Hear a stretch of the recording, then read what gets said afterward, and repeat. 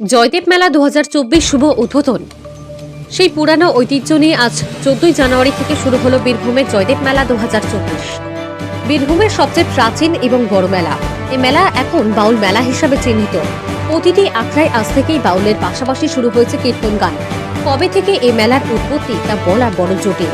তবে 1981 সাল থেকে এই জয়দেব মেলা পরিচালনার দায়িত্ব নিয়েছে বীরভূম জেলা প্রশাসন।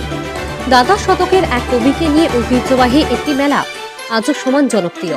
মেলা দর্শনার্থীদের জন্য অস্থায়ী শৌচাগার, পানীয় জলের ব্যবস্থার পাশাপাশি বাড়ানো হয়েছে নিশ্চিদ্র নিরাপত্তা, লাগানো হয়েছে watch tower, CCTV camera. Ajay দ্বীপ জুড়ে মেলা বসলেও হাজার হাজার ভক্ত পুণ্যার্থীর ঢল নেমেছে জয়দেব স্মৃতি বিজড়িত রাধা বিনোদের মন্দিরে, যা এখন জয়দেব মন্দির নামে খ্যাত। আজ থেকে 341 বছর পূর্বে 1683 খ্রিস্টাব্দে বর্ধমানের মহারাজ কীর্তিচাঁদ বাহাদুর বর্তমানে এই মন্দিরটি নির্মাণ করেন। মন্দিরে রয়েছে পোড়া মাটির কাজ। ভারতীয় পুরাতত্ত্ব সর্বেক্ষণ আর্কিওলজিক্যাল সার্ভে অফ ইন্ডিয়া এখন রক্ষণাবেক্ষণের দায়িত্বে। অবিকল একই রাখার কারণে তাই সংস্কার হয়নি আজও। কথিত আছে মন্দিরটি জয়দেবের আবাসস্থলে প্রতিষ্ঠিত। উৎসাহ আর উদ্দীপনায় আজ থেকেই লক্ষ লক্ষ ভক্ত পুণ্যার্থীর ঢল নেমেছে কেন্দুলিতে। রাত পহালেই অজয় নদে শুরু হবে মকরের পূর্ণ স্নান। আখড়ায় আখড়ায় বাউল আর কীর্তনের সুরে মুখরিত জয়দেব কেন্দুলির আকাশ বাতাস। বৈষ্ণব কবি জয়দেব গোস্বামীর তিরোধান দিবস উপলক্ষে অজয় নদীর কূলে বসেছে এই মেলা। সরকারি বাউল মঞ্চের উদ্বোধনী অনুষ্ঠানের সূচনা হয়। চন্দনের ফোঁটা ও উত্তরীয় ও প্রদীপ প্রজ্বলনের মাধ্যমে এই মেলার উদ্বোধন করেন পশ্চিমবঙ্গ সরকারের ক্ষুদ্র বস্ত্র ও কুটির শিল্পমন্ত্রী চন্দ্রনাথ সিনহা। মঞ্চে উপস্থিত ছিলেন বীরভূম জেলা সমাহর্তা বিধানচন্দ্র রায়, বীরভূম জেলা সভাধিপতি ফাইজুল হক, উপাধ্যক্ষ ডক্টর আশিস ব্যানার্জি, জেলা পরিষদের মৎস্য ও প্রাণী সম্পদের কর্মাধ্যক্ষ রবি মুর্মু, বোলপুর মহকুমা শাসক অরণ্যাথ, ইলামবাজার ব্লক তৃণমূল কংগ্রেসের সভাপতি ফজলুর রহমান ও পঞ্চায়েত সমিতির সভাপতি সুদীপ্তা সাহা হালদার সহ জেলা প্রশাসনের বিভিন্ন আধিকারিকরা। সরকারিভাবে মেলা চলবে 17 জানুয়ারি পর্যন্ত। প্রতি বছর যেমন হয় এবারও সেই তার চেয়েও ভালো হয়েছে এবং প্রশাসন তো পুলিশ প্রশাসন সকাল থেকেই তারা দেখে বেড়াচ্ছে যাতে কোনো অসুবিধা না হয় এবং মেয়েদের কাপড় ছাড়ার জন্য আলাদা ব্যবস্থা করা হয়েছে যাতে মেয়েরা চান করে সুষ্ঠুভাবে কাপড় ছাড়তে পারে।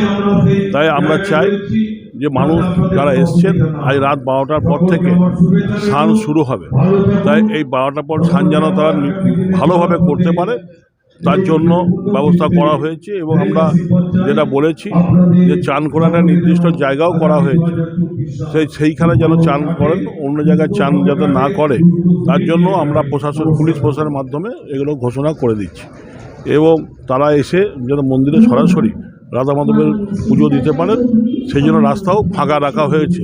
এখানে কোনো ফুটপাতে সেরকম আমরা লোক বসতে দিইনি যাতে মানুষের অসুবিধা হয়। বাংলা মহাসংঘে বসার পর 2011 সাল থেকে এই আউল বাউল মেলাটাকে অন্য একটা মাত্রা দিয়েছে, অন্য একটা রূপ দিয়েছেন, যেটা সারা বিশ্বের বাজারে সমাদৃত হয়েছে। সুতরাং তিনি যেভাবে নির্দেশ দিয়েছেন সেভাবে বীরভূম জেলা প্রশাসন মেলাটাকে সাজিয়ে দিয়েছে।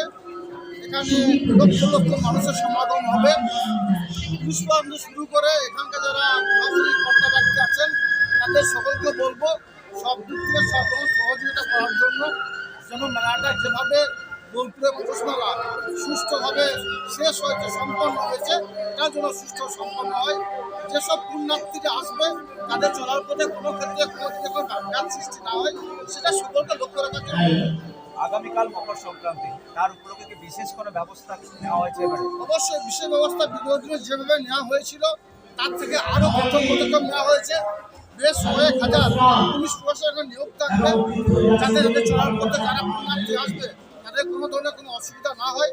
তাছাড়াও আমার যে আগ্রহ তৈরি হতো তাদের বিদ্যুৎ, পানীয় জল থেকে শুরু করে সব কিছু ফ্রিতে দেওয়া হয়েছে। তাছাড়াও বায়োটয়লেটের ব্যবস্থা করা হয়েছে। একেবারে মানে এখানকার যে পরিকাঠামো মুখ্যমন্ত্রী মমতা বন্দ্যোপাধ্যায় যেভাবে নির্দেশ দিয়েছিলেন বীরভূম জেলা প্রশাসন সেভাবেই করেছে।